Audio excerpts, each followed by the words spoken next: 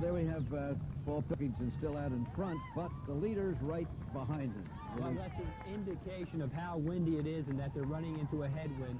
That is why they're running single file. It's pretty methodical so far. Pilkington has been asked to be the pace setter, and everyone else is letting him do that work. Cruz right behind him. Espinosa's back and forth, the two Mexicans. Slight surprise that the Kenyans haven't gone out faster, and we haven't seen them near the front of the pack, but they're both small people, and with this headwind, it's smart for them to stay tucked back in the pack. We've gotten word that Mark Plodges, who was one of the favorites from who now lives in the United States and is going to become an American citizen in January, where he originally from South Africa. Mark Plodges did not start. He went to the line, apparently pulled a hamstring. He'd already warmed up, but did not start the race. There's a tough break. Well, in my mind, there's a question. You know, some people, no matter what is happening, may have waited for the gun to go off. And if you then finally realize that it's 45 seconds, he may have said, gee, I'm not going to run. Now, all of our reports are that he pulled a hamstring, but what I'm saying is there are going to be some people at the end of the race who say, I waited for the gun. Somebody beat me by 10 seconds. I want his $15,000. So we'll have controversy at the end of this one. Could be an interesting evening at the finish line. Let's go down to Larry for a report. Well, Jim, we've got two packs out here. The lead group up there that we've been watching, led by Paul Pilkington. And by the way, the wind is so strong, it looks like it's a moose commercial, pulling everybody's hair back and plastering it down. Probably 10 to 15 miles an hour in their face, pushing the wind chill, probably close to freezing. Eddie Eystone is occupying the second pack, and he's pulling along a train of 10 people, a number of whom are very good. Back in this pack, not wearing gloves, is Steve Brace, but Eystone is running right beside one of the very fine Mexicans here, Fausto Reynoso, who has run very well at shorter races and maybe one of the top Mexicans to contend with before we're through. We did not see, if you've documented what happened to Plachis, I don't know what's happened to Lele.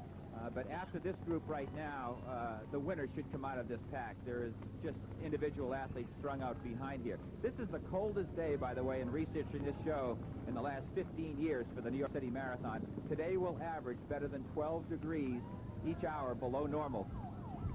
But that, of course, is good for the runners. Very We'll average about 12 degrees below normal per hour for this race, never mind the headwind and the wind chill. So it's quite cold out here, Jim. And Eystone is buffeting this wind to pull these athletes along. I don't think it's a good practice, Marty.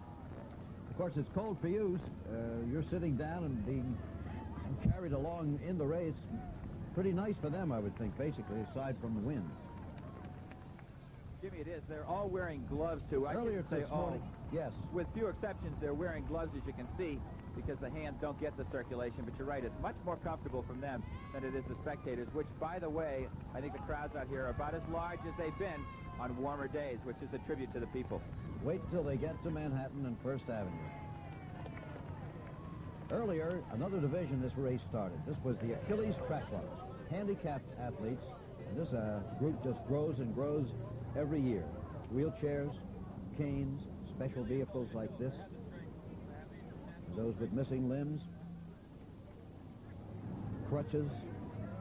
All of them started about 9:30 this morning. And Dick Traum, who founded the Achilles Track Club after his own participation in this race, is here with us. It just keeps growing, does it, Dick? Yes, it's been phenomenal. Last year we had approximately 100 people. This year 148 people are running, and that's a larger number than we had in the first race in 1970. And this is a worldwide deal now, right? You even have a group in China, don't you? Yes, we have a group in China, Mongolia. We have 5 different groups coming from Russia. Just amazing. Tell us a story quickly, because some people haven't heard it before, of your beginning in this and how it all started. In 1976, I ran the New York City Marathon. I'm an above-the-knee amputee.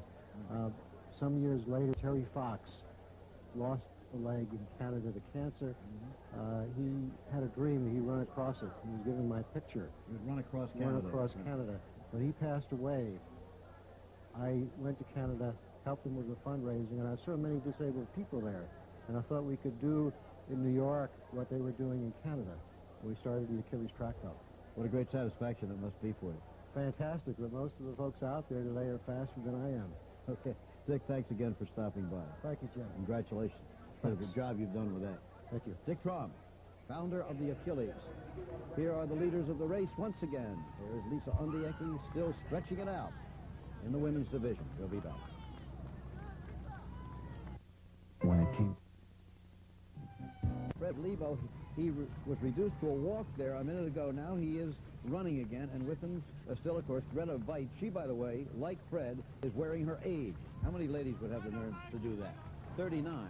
Well, of course, Jack Benny was always 39. Maybe Greta will have that number next year, too. Now, Donna Deverone is at the Sloan Kettering Cancer Institute here in Manhattan. She's with Fred's doctor right now. Let's hear what she has to say. I'm here at Memorial Sloan Kettering with Fred's doctor, Dr. Lisa DeAngelis, and last year the race raised $650,000, and a lot of it went to a PET scanner that was ordered last week to detect early cancer in children.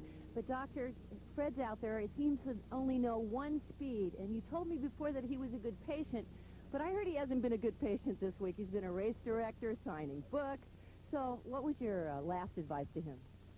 Well, Fred and I discussed the race in detail, and while I think he's completely capable of finishing it, if he should get tired or fatigued during it, he understands that he can stop. I don't think that finishing the race is the main objective here. I think Fred's big accomplishment is that he's running it all. Well, we saw him out there, and he did stop to walk, so that was a good sign, and then he picked up the pace. I don't know, though. He did say that he thought quitting a marathon was tantamount to being a criminal. So have you put some sense in his head? Well, I don't know if I'm going to change his mind about that. I know he very much wants to finish the race, and he will do everything he can to do so. And all of us are wishing and hoping that he's going to feel strong enough to do that. Well, for other cancer patients like these children over here with me, what kind of inspiration has Fred been for you? Well, I don't know. He's pretty good. Him running for the marathon really makes me feel good because him when he runs, it makes everyone here at Memorial feel pretty good because he was a cancer patient like us. Yeah. And he can do this if he can. And he's going to make it, right? Yes, he's going to do it. Okay. Back to you, Jim. Well, a lot of people can talk inspiration. Fred is just doing it in the streets of Brooklyn. Here is the leader of the women's division. Joan, Lisa's still well out in front. She's looking great. She did go through mile 7 in 37:55, and her last mile was surprisingly fast, 4:50. That sounds like a surging mile, and she really has no reason to surge. So I would guess she's going for the record here today. Yes, she is under course record pace. She's running about 2:24 pace, whereas the men are running 2:11 pace off of the course record of 2:08, which leads me to believe that under the conditions that her pace is too ambitious. That's what I'm wondering right now. She could be going too fast. Well, Ingrid Christensen's record mark at mile 7 was 36:56, so she is a little bit behind that. Mm-hmm. Okay, but they do have the headwind there on the endless stretch of 4th Avenue, headed for the Williamsburg Bank Building, and then they'll start making some turns.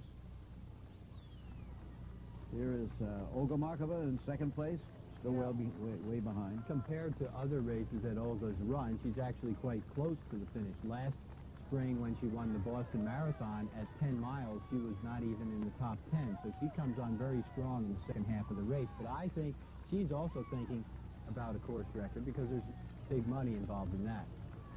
Right, and I guess Lisa does have a 5.5 block lead. You would think these women would want to share the lead, not only because of the headwinds, but because it's just easier to pace with somebody in the early stages like this.